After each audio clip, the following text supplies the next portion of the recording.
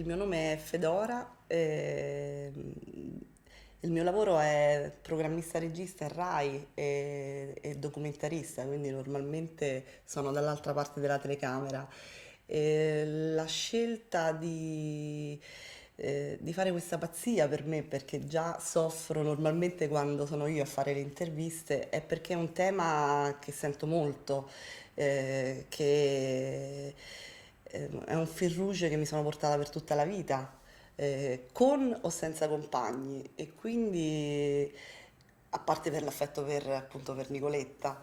E adesso sono qui davanti per una delle uniche e poche volte davanti alla telecamera, e ne approfitto per fare un po' di art attack. Registro per una mia amica che si sposa a maggio.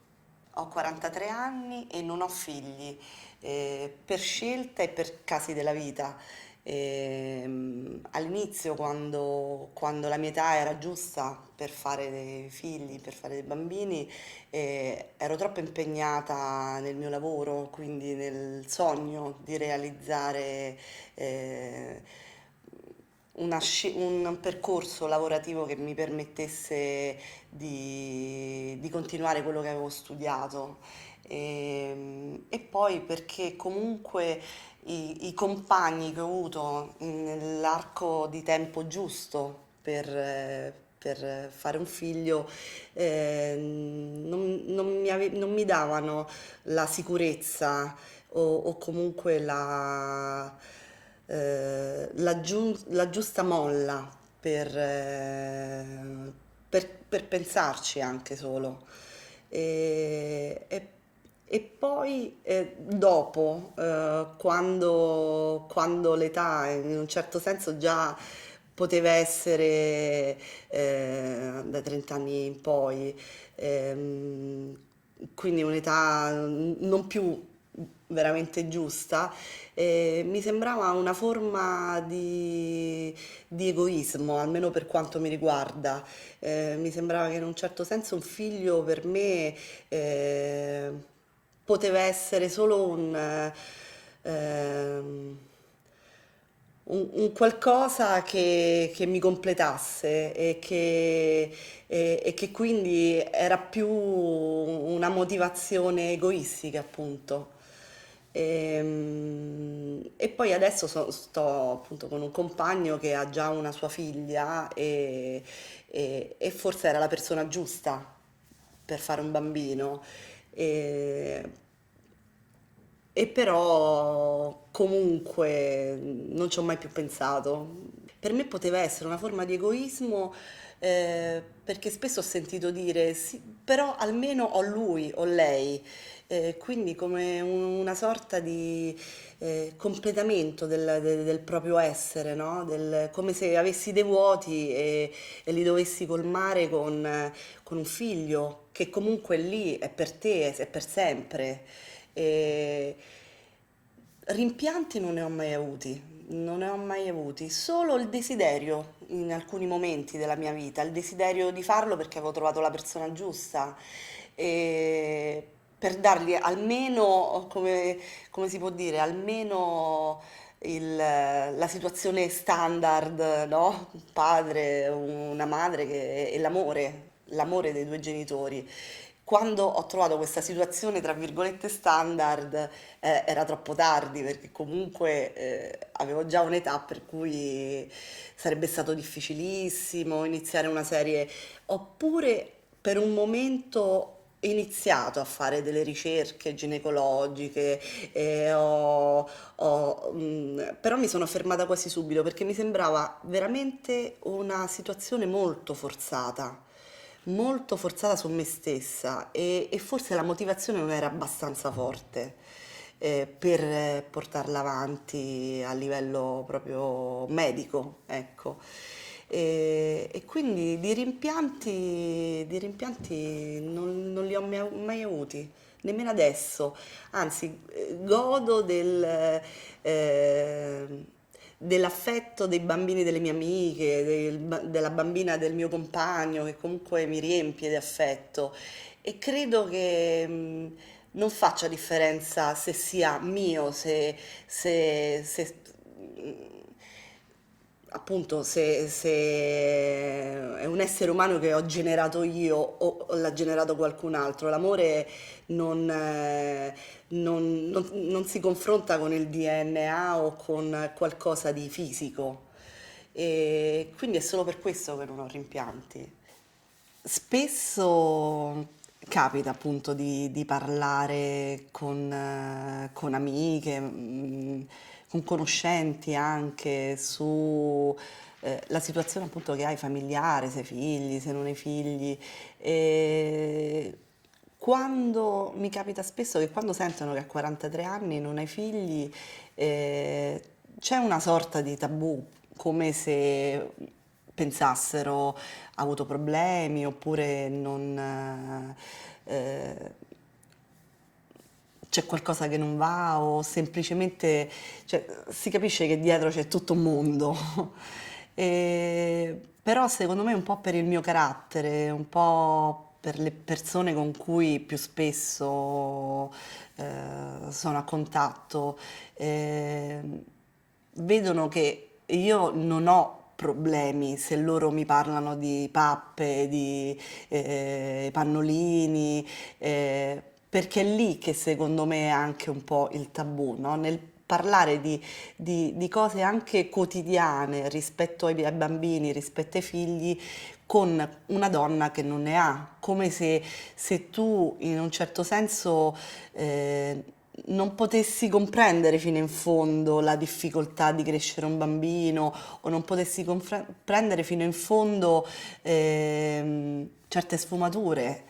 Eh, Oppure semplicemente per la paura di ferire, no? Di ferirti rispetto a un qualcosa che tu non hai provato, che non proverai mai, non proverai più.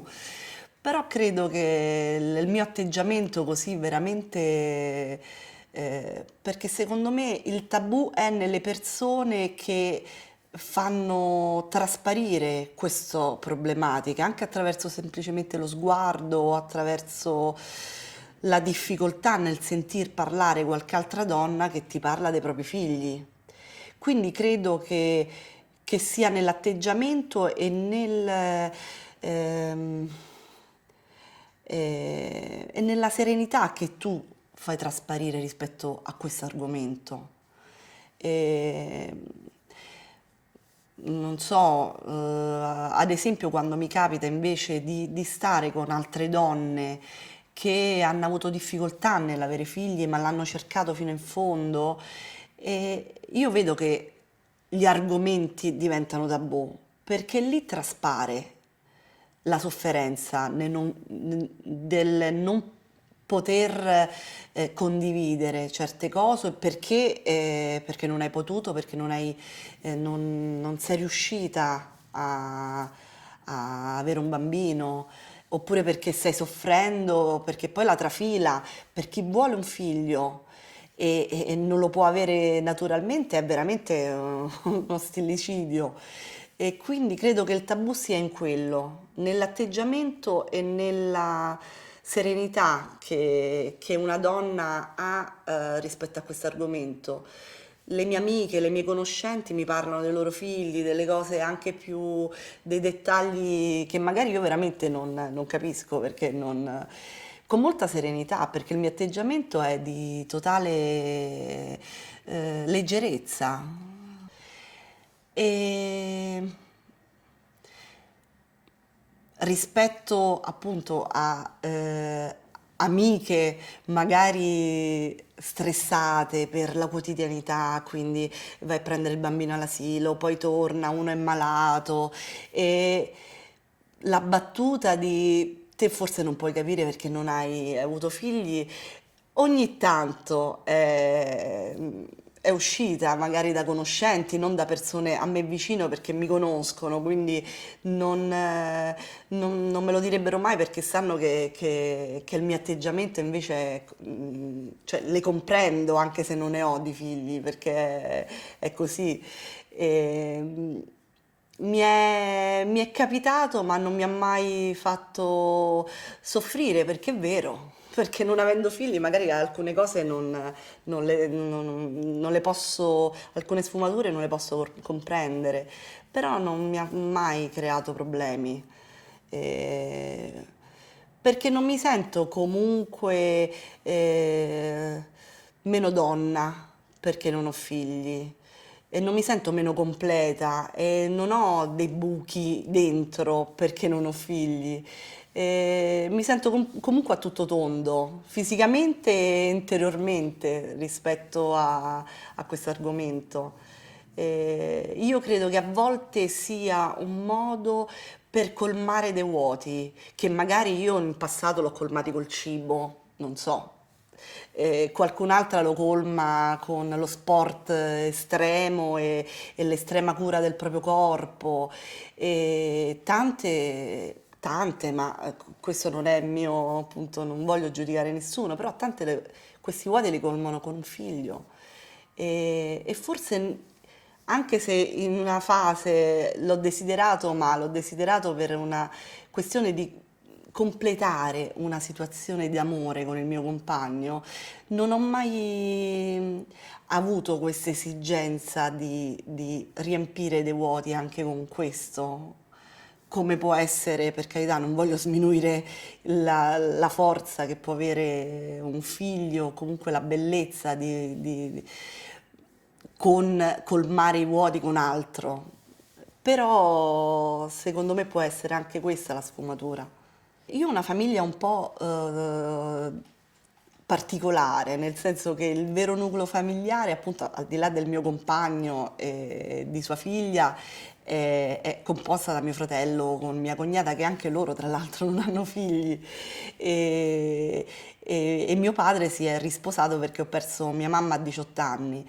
Si è risposato e vive lontano e è un uomo molto particolare, quindi da questo punto di vista forse me l'ha detto un paio di volte, ma non pensi di fare bambini, mi piacerebbe diventare nonno. Anzi, mi dice ogni tanto, mi diceva, perché adesso a 43 anni credo che si sia arreso, mi diceva tuo zio chiede sempre di diventare nonno ai tuoi cugini, quindi lo proiettava verso il fratello e non verso se stesso, però non ho mai sentito questa pressione. Tra l'altro proprio perché anche mio fratello con mia cognata, che hanno più o meno la mia età, non hanno bambini, quindi non c'è questo nucleo familiare composto da tanti figli. Rispetto appunto al dopo, ma io credo anche che spesso quando si pensa ai figli, a un figlio, si pensa anche alla vecchiaia, ad esempio. Ad esempio, a restare solo in vecchiaia perché hai un compagno più grande o semplicemente...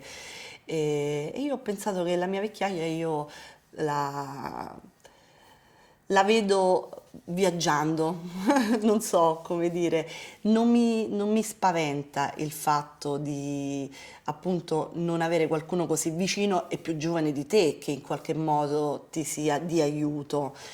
E invece per quanto riguarda i beni materiali, visto che per me sono un qualcosa di veramente lontano dal mio pensiero, questa è la casa dove viviamo io e il mio compagno, è la casa che mi ha lasciato mia mamma. E non ho mai pensato veramente, forse in questo momento ci sto pensando la prima volta, a chi resterà, perché è materia, quindi per me non ha valore. Cioè ha un valore adesso perché ci vivo, perché mi rappresenta, perché contiene l'amore mio e del mio compagno. Domani per me è polvere.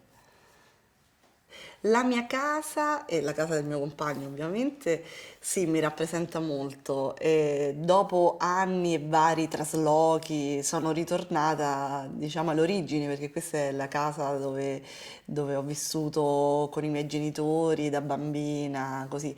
Solo che adesso sono all'essenza, quindi con pochissime cose e per me forse pure troppe.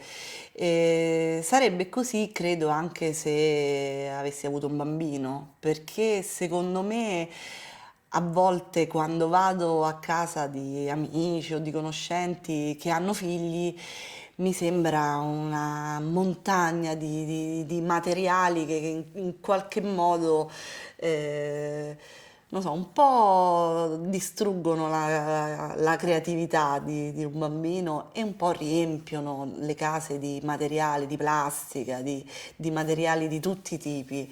Eh, Spesso con amiche che devono fare il trasloco dopo aver avuto due o tre figli, veramente servono i tir perché non riescono a rinunciare al gioco di quando era piccolo o di quando era in fasce e quindi veramente quintali di materiale, sembrano isole ecologiche. Io ho perso mia mamma che avevo 18 anni e non ho mai pensato se questo evento doloroso della mia vita in qualche modo ha influito su la scelta o no di avere dei figli. E ci sto pensando in questo momento effettivamente. Quindi forse se non ci ho mai pensato, tutta questa questo influenza non l'ha avuta. Mia mamma era una mamma molto materna, sia con noi, ma anche con i figli degli amici, con parenti. Quindi era una mamma a tutto tondo, a 360 gradi, molto solare e affettuosa. E quindi non so se forse, tra l'altro, una mamma che si sacrificava molto. Quindi forse se l'idea di madre per me poteva essere solo quella e che io in un certo senso eh, dovevo in qualche modo essere come lei per essere una mamma vera, perché a me ha dato tantissimo anche nel poco che è stata con noi. E quindi forse sì, forse ha influito, perché per me una vera mamma doveva essere come lei e io in un certo senso forse ci ho pensato che non mi sarei potuta dare così per un figlio, forse sì.